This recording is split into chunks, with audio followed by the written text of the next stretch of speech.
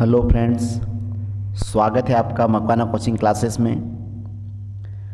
आज हम MPPSC pre 2023 जिसका कि एग्ज़ाम 12 दिसंबर को होगा,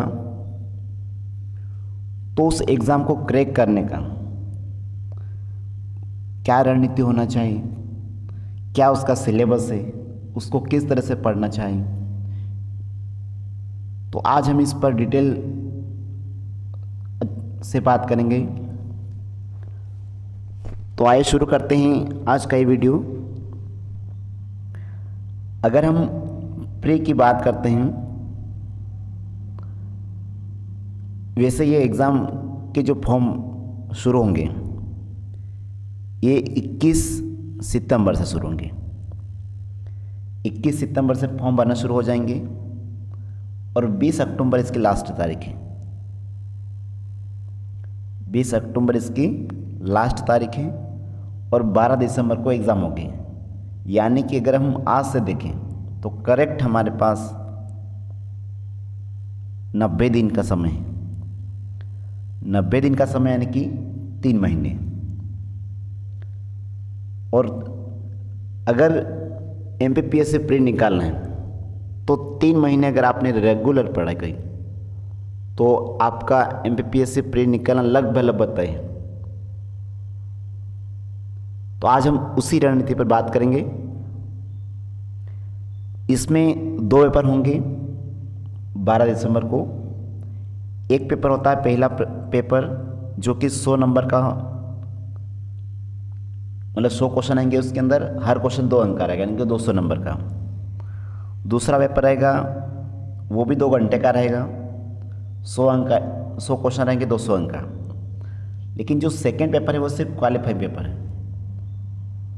उसमें नॉर्मल आपको 40 नंबर लाना होता है। 100 क्वेश्चन में से 40 क्वेश्चन सही करना होता है। जो आपका जो कट ऑफ बनता है वो कट ऑफ बनता है आपका फर्स्ट पेपर से। इसमें नेगेटिव मार्किंग नहीं होती और इसको जो ग्रेजुएट लोग हैं वो फॉर्म भर सकते हैं, और जिनकी एज 21 हो चुकी है और जिनका फाइनल रनिंग में चल रहा है वो भी भर सकते हैं।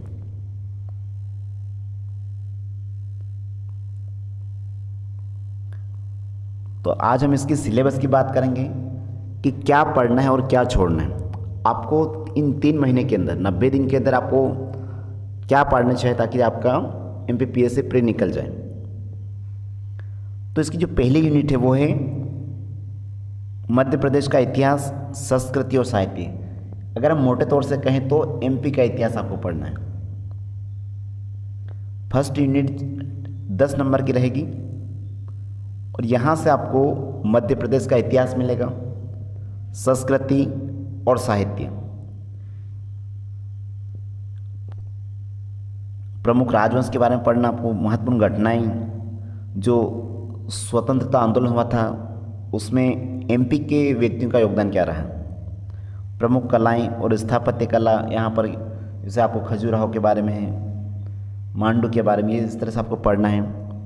मध्य प्रदेश की प्रमुख जनजातियों और बोलियों के बारे में पढ़ना है। यानी कि इतिहास से संबंधित आपको पढ़ना है और ये यूनिट रहेगी 10 नंबर की। अगर हम दूसरी यूनिट की बात करें तो दूसरी यूनिट रहती है इंडिया के हिस्ट्री का। फर्स्ट यूनिट MP का इतिहास है और सेकेंड वाली इंडिया का इतिहास। तो इंडिया के इतिहास को हम मोटे तौर से 3 पढ़ते हैं: प्राचीन, मध्यकालीन और आधुनिक। इन मोटे तौर से यहाँ पर देखेंगे तो अपने को मिडावल हिस्ट्री और मॉडर्न इंडिया, यहाँ से ही क्वेश्चन बनते हैं अधिकतर। तो प्राचीन भारत, मध्य भारत और आधुनिक भारत अपने को ये पढ़ना है, तो ये भी 10 नंबर की रहेगी। तीसरे की अगर हम बात करें तो ये MP का भूगोल आ जाएगा। MP के भूगोल में आपको वन के बारे में पढ़ना, वन्य जीव, नदियाँ, पर्वत श्रृंखलाएँ, MP की जलवायु,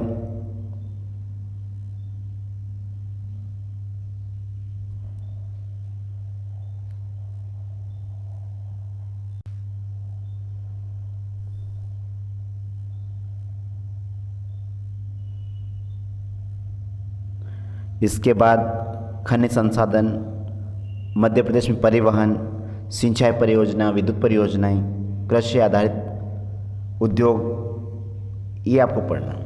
तो ये भी 10 नंबर की यूनिट रहेगी। चौथी जो यूनिट रहेगी वो रहेगी भारत और विश्व का भूगोल। विश्व का भूगोल, भारत का भूगोल और मध्य प्रदेश का भूगोल, आपको तीनों भूगोल पढ़ना है और कम से कम यहाँ से 20 क्वेश्चन आएंगे। तो चौथी यूनिट में भारत और विश्व का भूगोल रहेगा। परंपरागत एवं गैर परंपरागत ऊर्जा स्रोत, विश्व के महाद्वीप, देश, महासागर, नदियाँ, पर्वत, प्राकृतिक संसाधन आपको पढ़ना है। जनगणना 2011 की इंडिया की पढ़ना है और एमपी की भी पढ़ना है आपको। राष्ट्रीय उद्यान, वन्यजीव अभ्यारण्य, जल, कृषि, यही सभी इसमें। तो ये भी 10 नंबर की रहेगी। पांचवी जो यूनिट है वो एमपी के बारे में। एमपी का पॉलिटी रहेगा वहाँ पर, यानी कि एमपी की जो संवैधानिक व्यवस्था है, और वहाँ पर खास करके आपको 73वां और 74वां संशोधन पढ़ना है। और राज्यपाल, मंत्रिमंडल, विधानसभा, उच्च न्यायालय, और यहाँ पर आपको पूरे मुख्यमंत्री की लिस्ट याद होनी चाहिए, राज्यपाल की लिस्ट याद होनी चाहिए, वर्तमान क्या है, पहले कौन थे, ये क्वेश्चन बनेंगे। और 73वां संविधान संशोधन और 74वां, ये बहुत ही इंपॉर्टेंट होता है। और यहीं से इसी में है एमपी की इकोनॉमी भी जुड़ी हुई। तो इसी में आपको 2011 की जनगणना भी पढ़नी पड़ेगी। इंडिया, एमपी का जो विकास है, आर्थिक विकास, एमपी में जो भी उद्योग हैं, एमपी में जो ऐसी जातियाँ होती हैं, अनुसूचित जाति, जनजाति और राज्य की, जो इनके लिए जो भी योजना चालू कर रखी, एसटी एससी के लिए जो भी सरकारी योजनाएं हैं, उनके बारे में आपको पढ़ना है। तो ये भी 10 नंबर की रहेगी।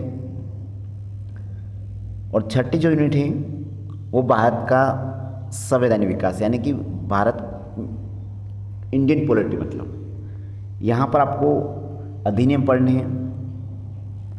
1773 के रेगुलेटिंग एक्ट से लेकर 1919 से होते हुए 1935 तक। वैसे आपको सिलेबस में 1919 और 35 दे रखा है, लेकिन अपने को जब इतिहास पढ़ोगे तो वहाँ पर 1773 का रेगुलेटिंग एक्ट भी आ जाएगा, भारत शासन अधिनियम आ जाएगा, संविधान सभा किस तरह से बनी, कितने मेंबर थे वहाँ पर। इसके बाद आपको कार्यपालिका, राष्ट्रपति, संसद के बारे में पढ़ना है। और इसी के अंदर आपको मिलेगी इकोनॉमिक्स भी। तो ये भी 10 नंबर की रहेगी। इस तरह से टोटल 6 यूनिट हो गई। और इसमें 3 जो यूनिट है वो इंडिया लेवल से है और 3 यूनिट एमपी लेवल से। अगर आपने इसमें एमपी पे अच्छे से फोकस करा तो आपके 30 से 35 नंबर आराम से आ सकते हैं, क्योंकि एमपी कम से कम 35 नंबर तक आ सकता है। और 3 यूनिट जो है उसके लिए आपको सिर्फ और सिर्फ लूसेंट पढ़ना है। अगर आपने लूसेंट को ही अच्छे से पढ़ लिया, आपका बेस मजबूत है, और उनको करंट के साथ अपडेट करके पढ़ लिया, तो आपके 30 नंबर वहाँ से भी कम था। अगर आपने 2 बुक ही अच्छे से पढ़ ली, एक एमपी की और एक लूसेंट को, तो प्री का कम से कम 75% सिलेबस आपका कंप्लीट हो सकता है इनसे। जो 7 यूनिट है वो है साइंस। तो इसके लिए आपको थोड़ी फिजिक्स के नियम पढ़ने पड़ेंगे, केमिस्ट्री के नियम पढ़ने पड़ेंगे और बायोलॉजी। और यहाँ पर आपको ज़्यादा रोल रहेगा इसमें इन्वायरमेंट का। और जो भी हमारे संस्थान हैं, इसरो है, DRDO है, इनके बारे में आपको पढ़ना है।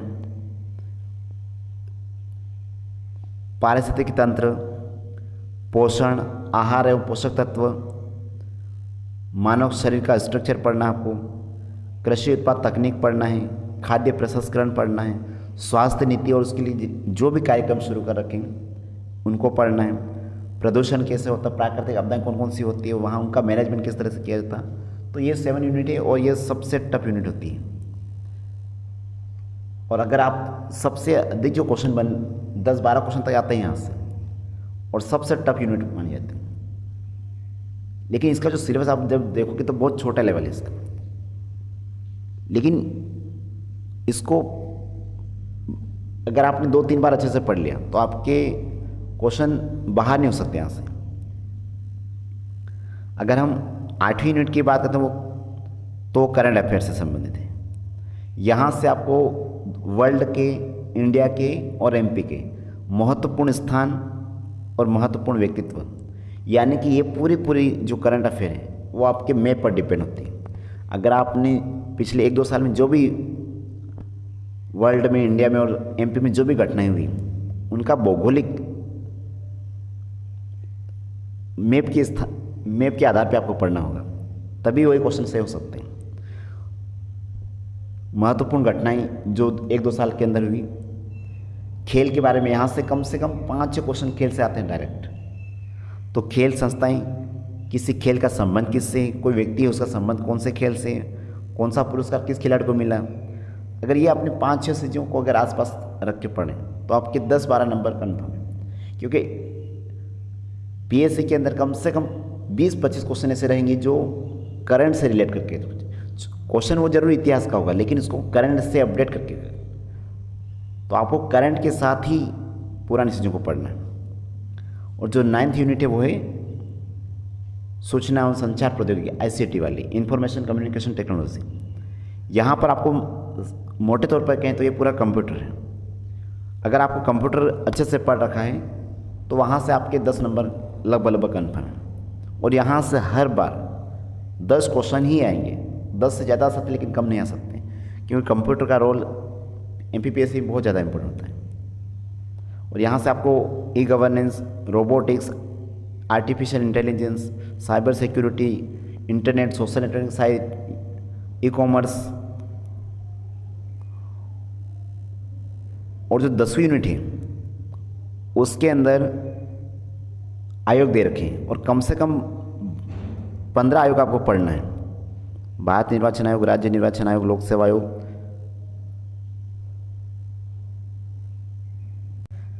अगर आप पॉलिटी को अच्छे से पढ़ोगे तो आपके पूरे क्वेश्चन कवर हो जाएंगे, क्योंकि निर्वाचन आयोग भी पॉलिटी के अंदर ही मिलेगा आपको, राज्य निर्वाचन आयोग मिल जाएगा, और यहाँ से भी 10 क्वेश्चन हैं। तो अब आपकी रणनीति क्या होना चाहिए कि एक काम आपको करना है, लूसेंट, एक MP बुक, MP को आप महावीर पुणेकर कोई भी बुक हो,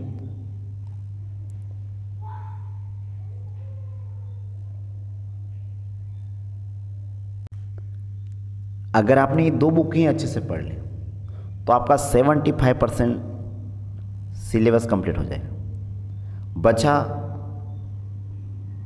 25% में आपको आयोग पढ़ना है,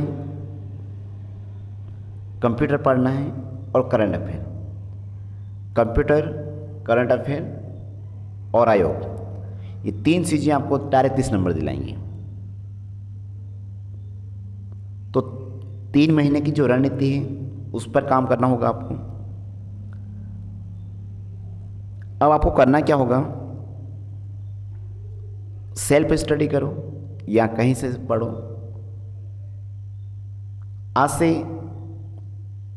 मेरी तरफ से आपको सुबह एक वीडियो डेली डिटेल क्लास मिलेगी आपको लूसेंट की। एक डिटेल क्लास होगी लूसेंट की, इसके बाद एक MP की क्लास होगी। ये 2 पोर्शन है जो आपको हमेशा दिन में कम से कम 2 क्लास तो पढ़नी होगी। और शाम को 8 बजे क्लास आएगी जो कि 3 यूनिट को मिक्स करके क्वेश्चन बनेंगे, 3 यूनिट से क्वेश्चन बनेंगे और वो ऑब्जेक्टिव फॉर्म में होगी, आपको उनके आंसर देना होगा। तो बहुत बहुत धन्यवाद इस वीडियो को पूरा देखने के लिए।